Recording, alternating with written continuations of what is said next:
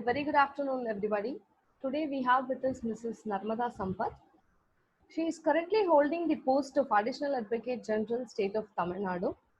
Prior to which she was holding the post of Special Government Leader, Tax, Madras High Court.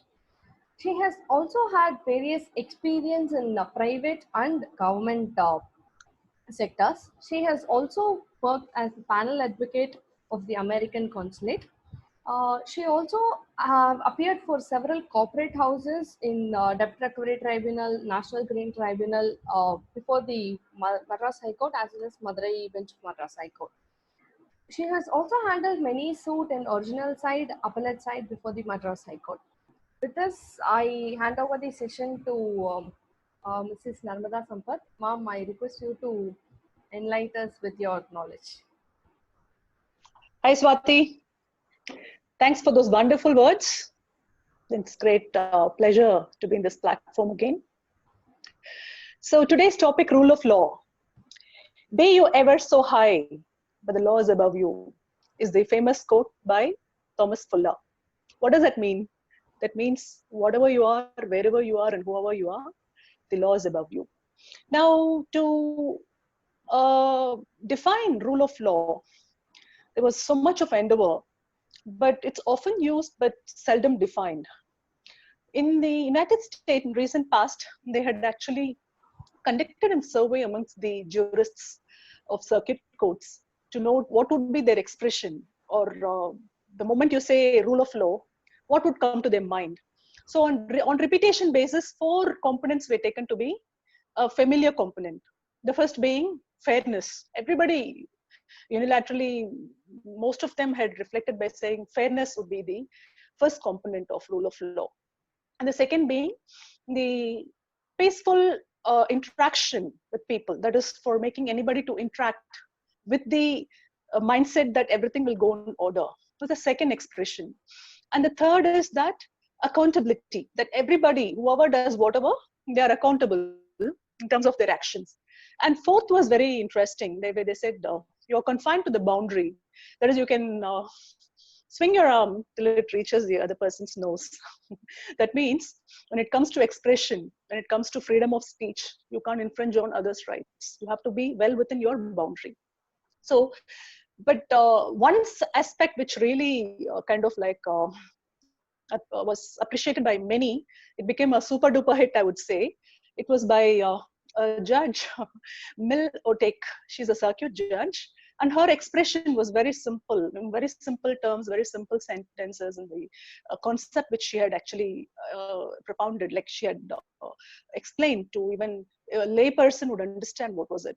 So her story is, again, I thought it would be of some significance to make a mention, because there are so many people outside our legal profession also who are interested and who are watching this program. So this story is that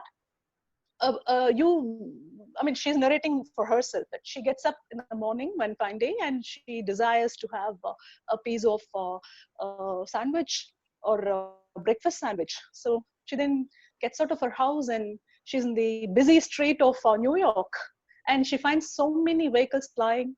And then the first rule of law, what she says, that she felt that once when there was a red light, all the vehicles, they stopped. So she was sure that nobody's going to ply their vehicle and she has to move and she can safely cross. So she said, I felt the rule of law. That is the first thing. And secondly, she says she gets into the shop and she picks up the sandwich, breakfast sandwich, and she knows that is well within the parameters of the food regulation. So she's sure about what she's eating. So second rule of law which she felt. Third being that she's not overly charged. So if there is going to be, the shopkeeper is going to overcharge her, then definitely is going to be facing the consequences. So that's the impression which she had, like in fact she had explained, which is well appreciated. So for any common man, these are the expressions which will make him to understand what is rule of law. Now, coming to the actual crux of rule of law, it is the, whether you're an individual or whether you're private or whether you're public or an organization, you're bound by the law. There is a set of rules, and also you're entangled with the law which is going to be prospectively made, the enactments which are going to be prospectively made. And not only that, you're also being administered publicly by the court of law. So you know that this is the law, and I'm bound by it, and whatever is going to be made in future, and I'm bound by that. And also, if there is, in case of an infringement, I will be taken to task. So now, to understand any concept, we need to get into the historical background. So I have bifurcated the concepts to be of two periods, one being the classical period, another being the medieval period. Classical period, I've just taken one philosopher who's a great person everybody knows. It's Aristotle. It is who propounded first this concept of rule of law, and it all happened in the year 4th century BC. And in his book Politics, that is the word which he derived is from polis, Polis. That means city or state. And it is the time where civilization was in its peak. It's both Greek and Roman civilization, where they were kind of having their settlements from the riverbank of Nile to northeast South Africa. So when they were flourishing so well, they wanted a centric power for themselves, and they wanted to kind of give power to somebody who would kind of rule upon them in a manner known to law. It is like the component what he had proposed, or which he had propounded, is that the state administration is not a mere aggregate of individuals, but it is a union of the individuals, and where they have agreed to some certain terms and conditions which will prevail on them, and for the well-being of everybody. So it's very simple. This is what he actually propounded, Aristotle, and thereafter it's actually in the chapter of affairs of city. So that's where we had the march on this particular concept, rule of law. Then the noteworthy person would be Montesquieu in the same classical period, but then I'll take you all to Montesquieu in a different, little later. Just remember this philosopher also Montesquieu, because I'll be referring him when it comes to separation of powers. Then comes the medieval period. Even during the medieval period, they all championed for this concept of rule of law. And the noteworthy person would be Sir Edward Coke in the year 1600. He said, it's actually a German convention term which he had used to state that he was the Chief Justice in the regime of King James I. He said, the king is under the sun and under the law. So it is he who said, king is also bound by law and nobody is above law. And he, in fact, for him to even state that, as I said, German convention, that is the conventional term which he had quoted for even narrating that king is also under law, but to have that principle, that is a phrase which he had chosen from French. So his theory is more of a mixture of German and French, where he took this phrase from French Latin, French phrase, which says that lei d'égalité. No, I'm sorry. It is a very, very catchy phrase. I need to actually make a mention about that. It is la principi de legati. So it is the principle by which says that it's a legal principle which says that law is predominant, and he derived that principle from French, as far as Sir Edward Coke was concerned. And it is also very noteworthy to mention about the judgment which he had rendered. It's a proclamation case where an enactment was made by the king relating to the regulations of putting up of constructions in and around of London, the outskirts of London, which was not in tune with the supremacy, that is the parliamentary enactment. Therefore, the justiciability of that particular act of the king came to be considered by Sir Edward Coke, and he held it to be null and void. And that has paved way for judge-made law, or a common law principle, where it has gone even recent past. In the month of September 2019, the 11 judges held in the case of Brexit, where again they said the ministers, the prime minister's enactment was not in conformity with the parliamentary enactment, and that was set aside. So likewise, we can quote many cases, but it is all that we can say started in those days. During the medieval period itself, the concept of rule of law, that everybody is under law, nobody is above law. Then now, during the medieval period, it's also noteworthy to talk about Juris Locke, because it's a theory which is slightly different from rule of law, where the theory is what it was propounded by him is social contract theory, where he says that the powers are given by the people to the king or to the government or the supremacy, and in turn they are assured of their rights being safeguarded by the government, and also they'll be safeguarded from the outside danger. That is more like a barter system. That is, they have given the power for reaching some kind of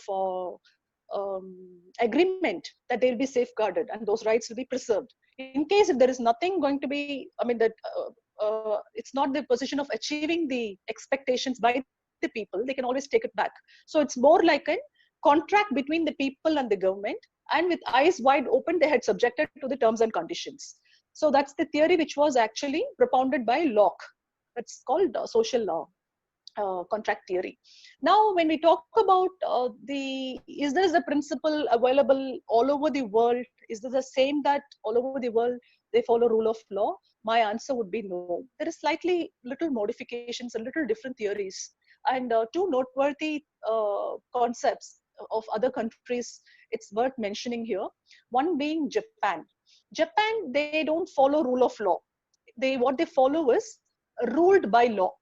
When they call rule of law, it is actually hono shihai is the term, which they don't follow, but they follow ruled by law, which is hoshikoka. That means the government is the body which gives the power to the citizens. And the constitution, the so-called constitution, whatever is enacted or what is going to be prevalent, that can always be amended, because they are very sure about the powers which they have given to the citizens, and they are there to take care of them, and the basic rights are recognized by them. So slightly different. It's not that the power has been given by the people to the supremacy. It's the other way.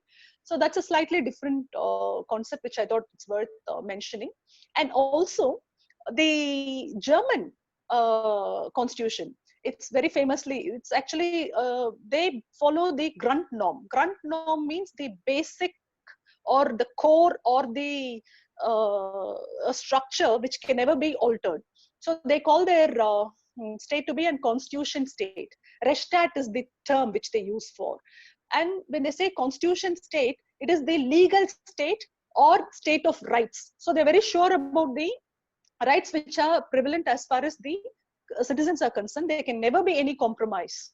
So it is the constitution which is very, very supreme. And they say the powers which the authorities they derive are from the constitution. So they are also bound by the constitution.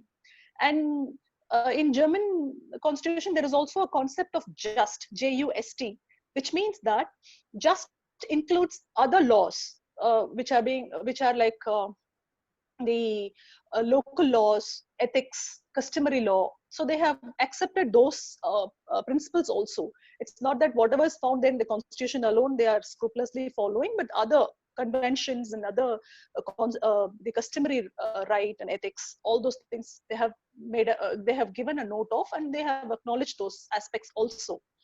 But now coming to the actual concept or actual component in which this rule of law will squarely fall into, we can trace to A.V. Dacey, that is Albert Venn Dacey, where he has actually encapsulated the concept of rule of law into three components. And he said first to be the supremacy of law. What did he mean by supremacy of law? He said supremacy of law is the power which the government has got from the people, and they derive the power from the people. So when the derivation of the power has led to making of law, so that is supreme. So people have chosen what would be the prevalence as far as their rights are concerned.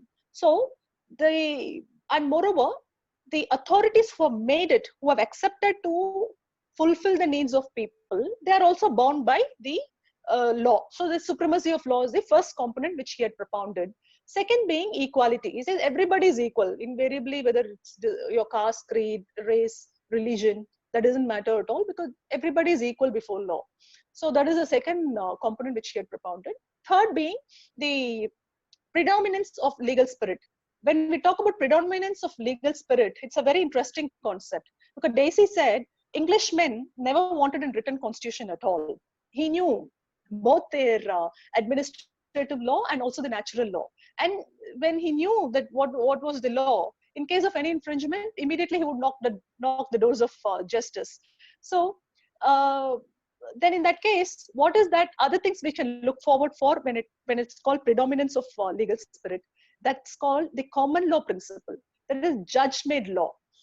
There, if you have to see, we have also followed the Anglo-American concept when we have this judge-made laws here. So that's when you talk about predominance of legal spirit, you can safely say that it's a judge-made law and also the common law principle, which the which will fall into the third component. Then comes the uh, in fact, I have covered as far as classical and medieval and also the other country concepts relating to rule of law. But now if we have to really look into what are the components, what is a bedrock, because this is in a democratic country, you all will look forward for rule of law, and they should always know what is that available for them and how they can take it forward as far as when they have any problem relating to dealing with an authority or dealing with any other subjects. So they should know where do they stand and how they can take it forward. So in that case, Lord Bingham has actually kind of capsulated the whole thing into 8 components. He has tried explaining how the rule of law can be understood. When it comes to a normal common man, how will he understand? The first being, he says the law should be clear. The law should be unambiguous. The law should be intelligible. That is, everybody should know what the law is. That if you have to read or if you have to be hearing, you should understand, oh, this is the law. I can't infringe, I can't violate it. So he should be in simple terms. That is what he's proposed. I mean, in fact, he has made that to be the first component. Second being equality. Again, he's also saying the same thing, that nobody can be treated in an unequal manner, no discrimination, and everybody are equal. And third being the discretion, that is a discretionary power which is available for an authority to exercise against an individual. That discretion also should be supported by the statute. That is, it should be well within the framework of law, not that the discretionary power can be arbitrarily invoked. So he had put that to be the third component. And thereafter he says about the trial, he said there should be speedy trial, there should be a mixed trial, and there can never be any in the court of law, when during the proceedings or a trial, no person should be taken by surprise by production of any new document behind his back. He should be well aware what is that being debated. I mean, what is that being argued, or he should be put on advance notice regarding what is he charged for or against. So that's how he's saying regarding the trial also to be speedy trial and mixed trial. And then he's saying about the international rights which are available. We should actually make a note. We should also ensure that we follow those international principles which are enshrined. And also the accessibility to law is, in fact, the main aspect in his whole idea to explain rule of law was that to ensure that accessibility. That is, in very informal way, he had stated that the litigations have become very expensive in a lighter way, but he had stated in pounds, but then I'm going to say in rupees. If it's going to be 50 rupees worth litigation, he has to shell out about 500 rupees only towards the lawyer's charges. This is on the lighter vein. But then that's a fact. It's become very expensive. So he says accessibility of any person to law should be made available. Then two other, in fact, not only Bingham, I'm going to cover on the other jurists propounded when it comes to the rule of law, what they have said. Two important aspects. One being the independence of judiciary. That is very, very important component, because when you talk about rule of law, the basic bedrock would be independence of judiciary and also supremacy of law. When you talk about independence of judiciary, we need to now uh, uh, tap our Montesquieu, because it is he who said on the first, that is during the classical period, he said that the separation of power is an important component when it comes to rule of law. It is who he identified, stating that all the three organs, one being the legislative, the second being the executive, and the third being the judiciary, can never be vested with one single individual. That is the because they had the feudalistic, as I said, feudalistic state where it was clergy, it's a mixture of clergy and then aristocracy and monarchical. So a person can never be given all the three powers. He himself can't make the law, he himself cannot execute it, and he himself cannot be the judge for his own cause. That is, for example, if he's going to impose a tax and he'll be executing it, and if an individual says the tax is wrongly imposed, he cannot be the judge. So he will always stick to his own imposition. So that way he brought in this concept of three different um organs to be kept separate. But when they say separation of power, it's not only Montesquieu. Even in America, in the Federal List, the chapter 47 talks about separation of powers. There again, they say the three organs should be separate. It can never be vested with one single person because of for want of checks and balances, which they are tracing to Federal List 51. So 51, Federalist 51 talks about checks and balances. So what are the checks and balances? When you talk about rule of law, making of law is another important component which we have to kind of make note of, because making of law has to be just. That is, a law can never be inconsistent with the law which is already uh, in existence.